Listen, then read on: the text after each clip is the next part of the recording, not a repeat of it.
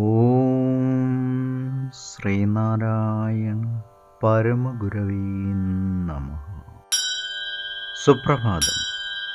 1331 ദിവസമായ ഇന്ന് 2025 ജനുവരി മാസം 5 തീയതി ഞായറാഴ്ച.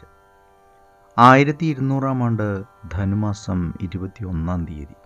ഗുരുവചനങ്ങളിലൂടെ അകാര്യങ്ങളിൽ പ്രവർത്തിക്കാതിരിക്കുക, ഇന്ദ്രിയങ്ങളെ കൂടുതൽ പീഡിപ്പിക്കുകയോ ലാളിക്കുകയോ ചെയ്യാതിരിക്കുക, യുക്തമല്ലാത്തവയിൽ അടുക്കാതിരിക്കുക, ഇവ പഞ്ചേന്ദ്രിയങ്ങളെ ശുദ്ധിയാക്കുന്നു. ശ്രീനാരായണ ഗുരുദേവൻ. ശ്രീ എൻ കുമാരനാശാൻ എഴുതിയ ശ്രീനാരായണ ഗുരു ജീവചരിത്രം എന്ന പുസ്തകത്തിലെ 9-ാം അധ്യായത്തിലെ 2-ാം ഭാഗമാണ് ഇന്ന് അവതരിപ്പിക്കുന്നത്. മുൻപ് അരുവിപ്പുറത്തെന്ന പോലെ പല സ്ഥലത്തു നിന്ന് ജനങ്ങൾ അവിടെ വന്നുകൂടാൻ തുടങ്ങി. കുന്നിൻ്റെ മുകളിൽ സ്വാമിയുടെ പർണശാല ഇരുന്ന സ്ഥലത്താണ് ഇപ്പോൾ ശിവപ്രതിഷ്ഠ ചെയ്തിരിക്കുന്നത്. ഇവിടെയും സ്വാമി ക്രമേണ മഠങ്ങളും ക്ഷേത്രങ്ങളും കെട്ടാൻ ആരംഭിച്ചു.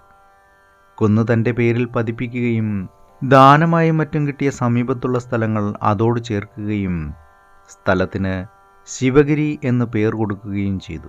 ഈ കൊല്ലം ആദ്യമാണ് സിവിൽ കോടതികളിൽ ഹാജരാകേണ്ട നിർബന്ധത്തിൽ നിന്നും സ്വാമിയെ SNDP യോഗത്തിൻ്റെ അധ്യക്ഷൻ്റെയും സമുദായ ഗുരുവിൻ്റെയും നിലയിൽ തിരുവിതാംകൂർ ഗവൺമെൻറ്റിൽ നിന്നും ഒഴിവാക്കിയത്.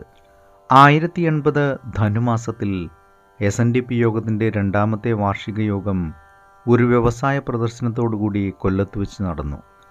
യോഗത്തിൻ്റെ സ്ഥിരം പ്രസിഡന്റിൻ്റെ നിലയിൽ അലങ്കരിക്കപ്പെട്ട ക്യാബിൻ ബോട്ടിൽ സ്വാമിയെ ശിവഗിരിയിൽ നിന്നും കൊല്ലത്തേക്ക് കൊണ്ടുപോകുവാൻ ജനങ്ങൾ ഉത്സാഹപൂർവമായ ഒരുക്കം കൂട്ടി. പ്രകൃത ആഡംബര വിമുഖനായ സ്വാമി ആ ബോട്ടിൽ കയറിപ്പോകാതെ തൽക്കാലം ജനങ്ങൾക്ക് വലിയ ആശാഭംഗത്തെയാണ് ഉണ്ടാക്കിയതെങ്കിലും ആ മഹായോഗം കൂടിയിരുന്ന സന്ദർഭത്തിൽ തൻ്റെ അപ്രതീക്ഷിതമായ സാന്നിധ്യത്താൽ സഭയെ അലങ്കരിക്കുകയും ജനങ്ങളെ സവിശേഷം സന്തോഷിപ്പിക്കുകയും ചെയ്തു. ഏവർക്കും നന്മ നിറഞ്ഞ ഒരു സുദിനം ആശംസിച്ചുകൊണ്ട് നിർത്തുന്നു. നന്ദി, നമസ്കാരം. ഗുരുധർമ്മം ജയിക്കട്ടെ. ശബ്ദം നൽകിയത് സുജീഷ് മഹേശ്വരി.